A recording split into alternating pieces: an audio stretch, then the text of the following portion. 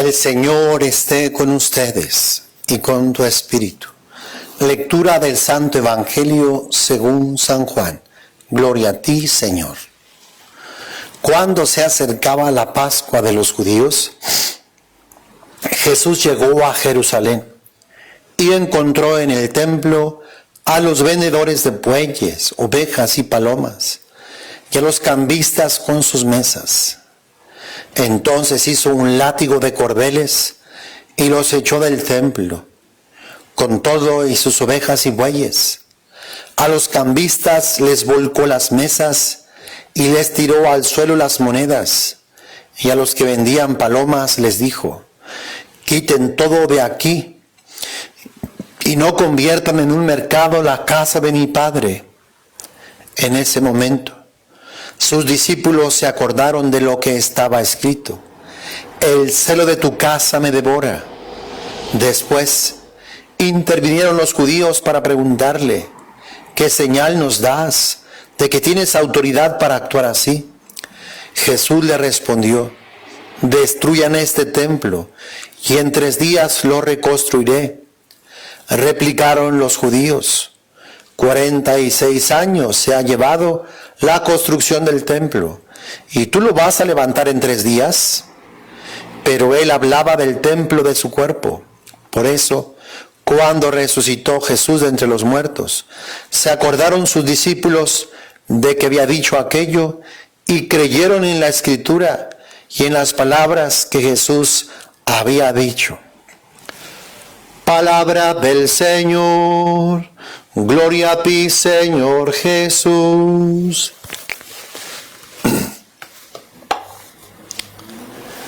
Hermanos, Dios nos ama. Y el amor de Dios es mucho más de lo que podemos imaginar y pensar.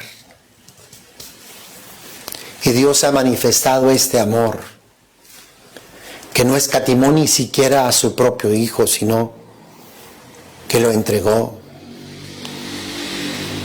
Imagínate, y nosotros sin creer en este amor. El amor de Dios, que es tan grande, que Dios ha hecho un derroche de gracia por nosotros, y nosotros ni siquiera nos damos por aludidos. Nosotros no somos capaces de poder creer en este amor. Dios ha echado la casa por la ventana por nosotros. Dios ha querido morar cerca de nosotros. En el Antiguo Testamento encontramos cómo Dios mandó hacer una tienda de encuentro, un tabernáculo, una casa, porque Dios quería poner su morada en medio de su pueblo. Dios mandó hacer el tabernáculo y el pueblo rodeaba precisamente esta tienda del encuentro. Dios anhelaba, deseaba estar en medio de ellos, vivir con ellos, caminar con ellos. Por eso fue que Dios les hizo hacer un templo, un tabernáculo.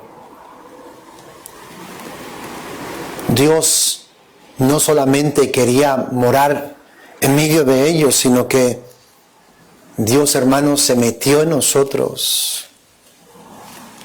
Dios habita en nosotros, en nuestras entrañas, en nuestro interior. Tan grande ha sido su amor que está en nosotros, mora en nosotros. Somos templo de Dios. En el Evangelio encontramos a Jesús que llega a Jerusalén y encontró el templo lleno de vendedores de bueyes, de ovejas, de palomas, y también a los cambistas con sus mesas. El templo de Dios estaba hecho todo un mercado, Y esto le hizo entrar en cólera, en ira, enojo, por ver el templo, que era el lugar de encuentro con Dios, era el lugar de oración, era el lugar del sacrificio, de la presencia de Dios. Se había convertido en un mercado, una vendimia. De alguna forma esto es lo que hace el demonio. El demonio hace que las cosas de Dios se corrompan, se perviertan. El demonio siempre va a tratar de hacer esto. Que las cosas de Dios se diluyan, se deshagan, que el origen esencial y principal pues se pierda y se desvíe. Por eso es que Jesús dice que hizo un látigo de cordeles y los echó del templo con todo y sus ovejas y bueyes. A los cambistas les volcó las mesas y les tiró al suelo las monedas. Y a los que vendían palomas les dijo: quiten todo de aquí y no conviertan en un mercado la casa de mi Padre. Hermanos, si Jesús se molestó por aquello que él vio, Jesús también se molesta cuando ve nuestra vida, nuestro templo, nuestro ser implicado en otras cosas, en otros intereses que no son los esenciales, los primordiales para los cuales tú y yo hemos sido creados. Tú y yo hemos sido creados para hacer alabanza de la gloria de Dios y no un mercado, y no que estemos implicados en otras cosas, que tengamos otros intereses que no sean Dios. Eso le hace entrar en cólera a Jesús, porque nuestra vida ha de ser casa de oración, templo de Dios. Hemos de ser alabanza de la gloria de Dios y no un mercado, muchos intereses, muchas ocupaciones y muchas cosas que no son lo esencial, no son lo primordial. Tú y yo, lo primero que hemos de hacer, lo primero en lo cual hemos de enfocar nuestra vida es en Dios. Ser alabanza de la gloria de Dios, glorificar a Dios, adorar a Dios, honrar a Dios, darle gracias a Dios. Dios debe de ser el faro de nuestra vida. Los ojos tienen que estar fijos en Jesús, autor y consumador de nuestra fe. ¿Estamos haciendo eso, hermanos? Dios es lo esencial, lo primordial. Nuestro ser, nuestra vida es ser casa de Dios, es ser templo de Dios, es ser habitación de Dios. Dios ocupa el primer lugar.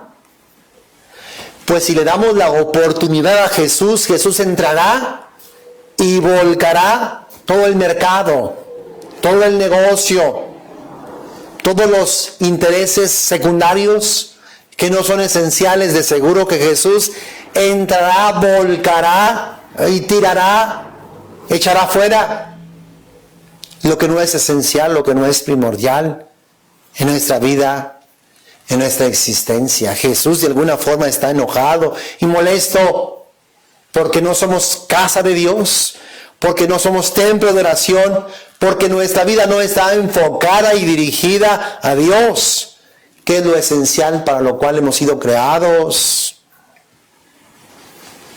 Jesús desea limpiar y purificar nuestra vida, nuestro corazón, nuestro cuerpo, nuestro ser, y que nos convirtamos realmente en una casa de oración, que nos demos cuenta que somos templo de Dios, que la alabanza y la adoración debería de elevarse de nuestro corazón hacia Dios y no estar inmersos en tantas cosas que nos oscurecen, que nos impiden poder realizar aquello para lo cual hemos sido creados.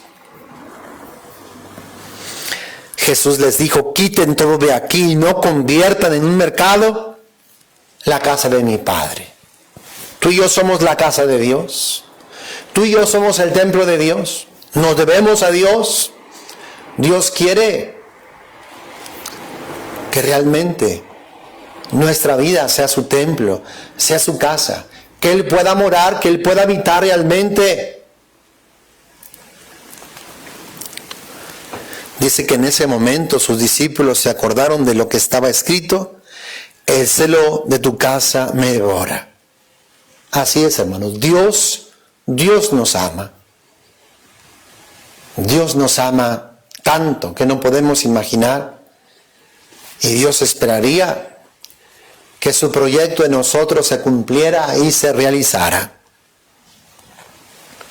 Dice que intervinieron los judíos para preguntarle: ¿qué señal nos das de que tienes autoridad para actuar así? De alguna forma ellos sabían que todo aquello estaba mal, que andaban mal, que habían convertido el templo de Dios en un mercado, pero de alguna forma no lo aceptaban.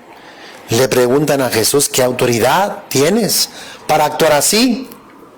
Jesús le respondió: destruyan este templo y en 3 días lo reconstruiré.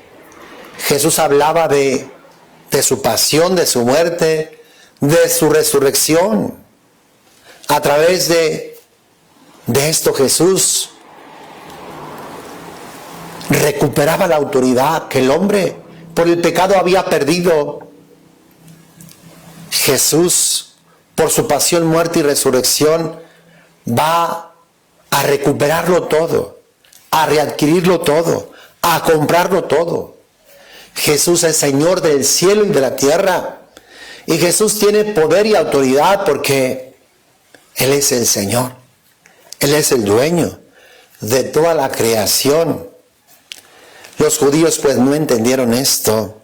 Claro que Jesús tiene autoridad para hacer aquello. Él es el Señor. Él es el dueño de todas las cosas. Dice que los judíos le dijeron: 46 años se han llevado en la construcción del templo, ¿y tú lo vas a levantar en 3 días? Pero él hablaba del templo de su cuerpo, o sea, de su pasión, muerte y resurrección.